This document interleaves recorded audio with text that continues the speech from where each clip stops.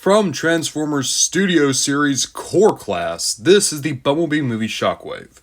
I don't know if you guys remember this, but when they first put out Core Class for Studio Series, this was one of the first figures they announced. This was what got us excited, and it was good.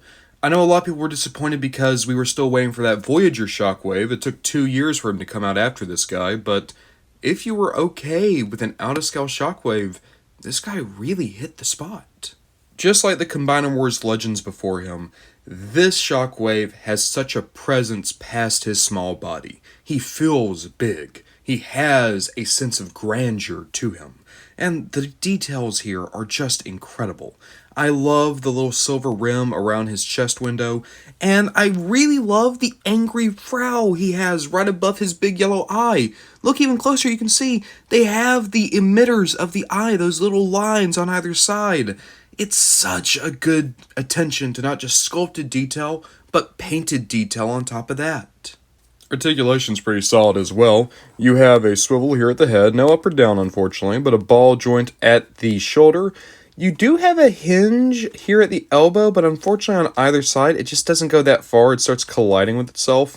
Nothing in the wrist, nothing in the waist. Ball joint in the hip though, and a decent knee, and a good foot that goes back and forth. Admittedly, this Shockwave is not the most posable. You can get him into a lot of good stances, but they're always going to be like power stances. There's not going to be a lot of dynamic motion going on. Even still, you can get him into good poses, regardless. Just be aware he's not going to be doing like high kicks or anything.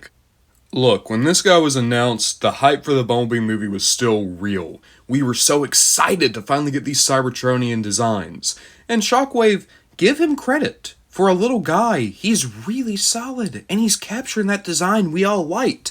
I went on record in my Bumblebee Voyager Shockwave review saying that this might be one of my favorite Shockwave designs of all time, and I stick by it. This Shockwave could go to so many collections. You need a stand-in for Prime Shockwave? Boom. You need a stand-in for G1 Shockwave? Boom. You want an IDW Shockwave? Boom. You want a Dreamwave Shockwave? Boom. There's so many Shockwaves this guy can take the place of until something better comes along, or you could just stick with him, because he's good for that too. Unfortunately, the collection he was made for, Studio Series Core Class Bumblebee, it's him and Starscream. Those are the two. So, unfortunately, he's a great orphan to pass around, but he doesn't have a family of his own. And of course, here he is with his big mama Shockwave, and here's what I'm going to say. I actually think that you get two very distinct Shockwaves here, not just because of different sizes and different toys, but even look at the colors used here. So much darker grays and lighter purples, and the chest window being a completely different shade. And, even though I prefer this figure, I prefer the painted yellow of that eye. If this eye had been painted yellow, I think it would have really brought the entire Shockwave together. I'm not saying like, oh, once you get this one, you toss that one out. No! Keep them together. Because they still look really good together. And they look great apart. They're just good Shockwaves. Plus, now Mama Shockwave gets to walk her baby boy to the park. The Parliament of Shockwave has convened, and they agree they don't let children onto the council. However, baby boy Shockwave can still hang out with his mama as she goes to the Council of Shocks. You gotta remember, she is the Arch-Chancellor or Vice President. I don't know, we haven't figured out what her name is yet. But it doesn't matter. Mama Shockwave's number 2 here, so her baby gets to hang out at the meetings. And because your mama is second in command, baby boy Shockwave, you know what that means. That's right. Put the boots to Shock Blarp. Put the boots to him. Oh no, you got the president. Oh, run, run. It's okay, they all know it was an accident. And besides, your mom's second in command. She got to put in a good word for you. So, I like this Shockwave as a robot. I really love this Shockwave in my weird fan fiction where this is the child to that Shockwave. But, how is the transformation?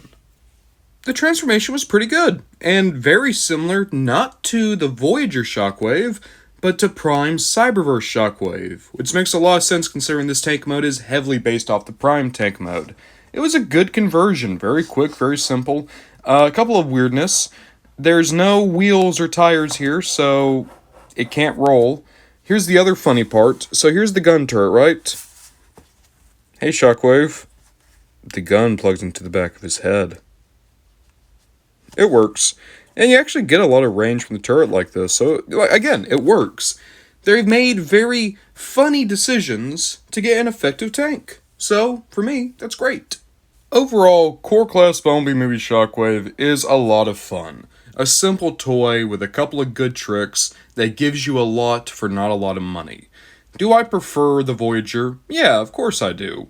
But I still really like this guy, and I'm happy that he is so unique. He is his own toy entirely. He doesn't feel like the diet version of the Voyager. It was a different philosophy altogether to give us a still pretty cool toy that can do a big gun face.